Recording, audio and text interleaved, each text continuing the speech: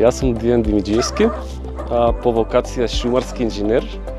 Од 2012 година работам во Националниот парк Галичица како соработник за животински видови во рамките на Одделението за заштита на природа во јавното станување Национален парк Галичица.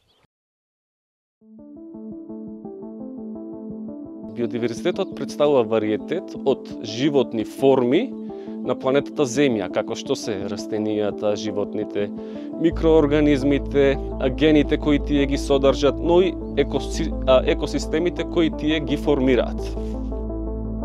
Регионот на Охрид и Преспа е првиот прекограничен биосферен резерват во рамки на програмата на УНЕСКО Човекот и биосферата.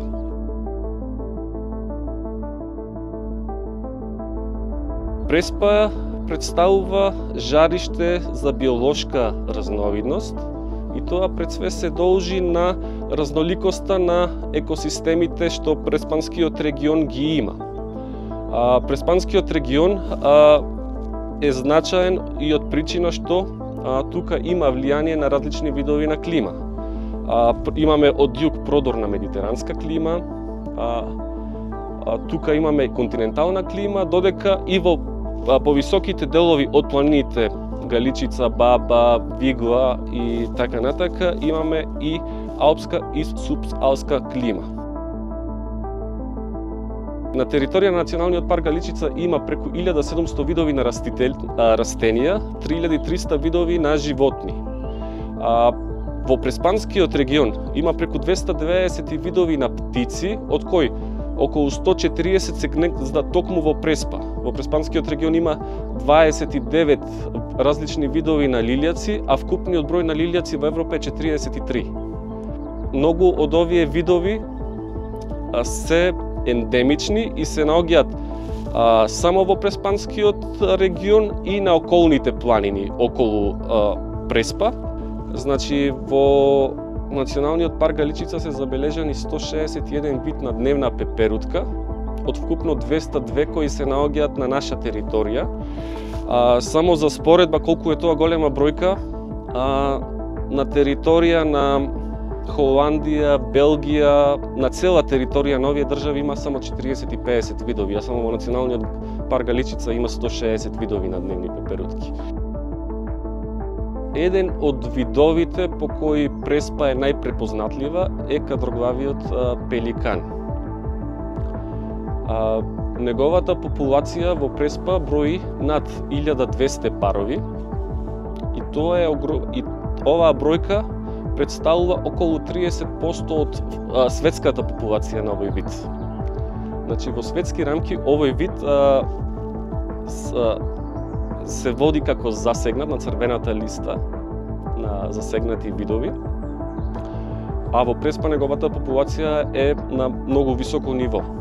За жал во 2021 година се случи птичји грип и неговата популација се намали за извесен процент, но според она што го пратиме во последните години неговата популација се зголемува и се надеваме дека ќе се врати на стабилно ниво.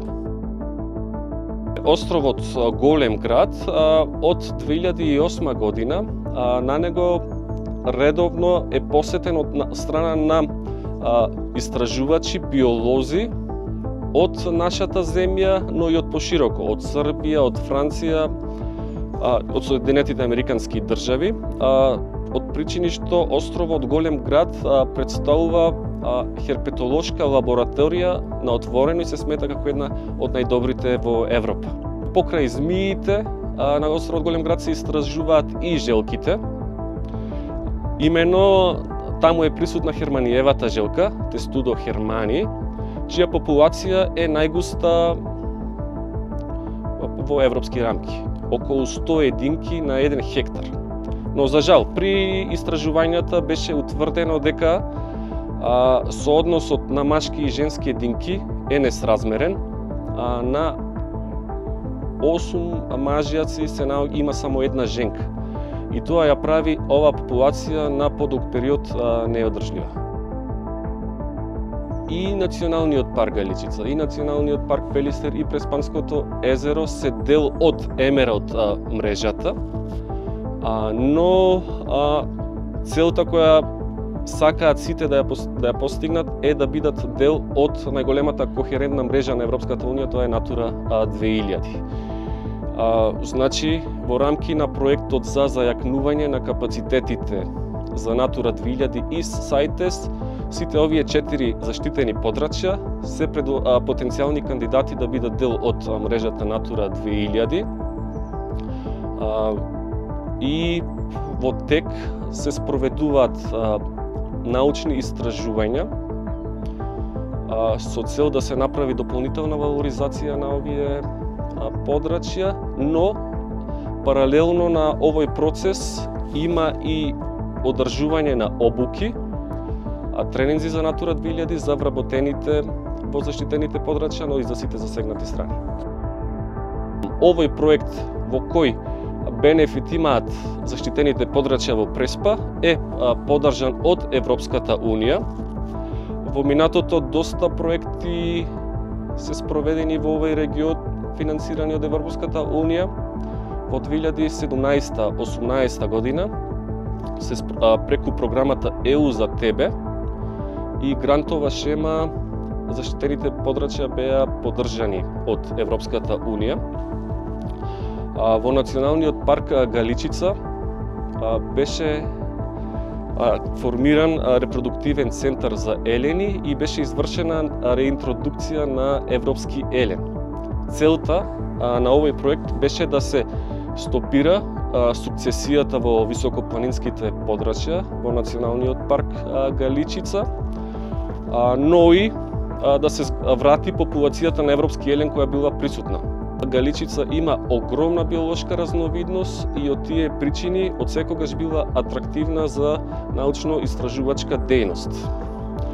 Во рамки на Националниот парк Галичица во 2011 година е воспоставена програма за долгорочен мониторинг и во неј се содржи околу 13 видови и 3 видови на живеалишта кои редовно се наблюдуваат во текот на секоја година. Различните екосистеми нудат и поволни екосистемски услуги за локалното население. И покрај тоа што природата нуди подобар квалитет на живот, тоа може да генерира и дополнителни приходи за локалното население.